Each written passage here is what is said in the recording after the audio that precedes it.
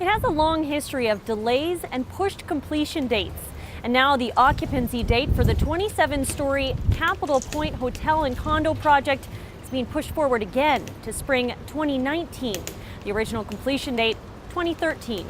The current issues being cited as ground conditions and leftover debris from old buildings. The actual clay material, which we're digging all the way through, is a very poor material. It's very susceptible to moisture, so when it gets wet, you can't work in it. You have to let it dry out. It's a very difficult material to excavate through. Despite the setbacks, a city spokesperson says crews only have about 4.5 meters left to excavate. That's for the 5-story underground parking garage. Then crews will start pouring concrete. We're told as soon as late June or early July. That pegs construction to reach ground level by the end of the year.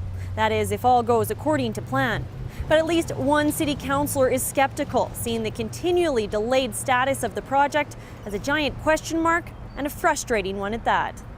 People are annoyed, actually. It's disruptive to the traffic. It's disruptive especially to the pedestrian traffic.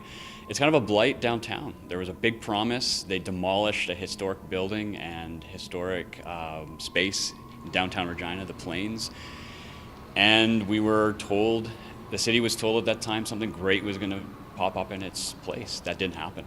Meanwhile, there are further questions about construction financing for the project. The developer, Fortress Real Development, says it's not secured yet. And that's prompting City Hall in Winnipeg to set some guidelines of its own. Fortress is developing 2 major projects in that city, and for both of them, Fortress will need to secure construction financing first before it brings in any wrecking balls or digs any holes. Micki, Cowan, CBC News, Regina.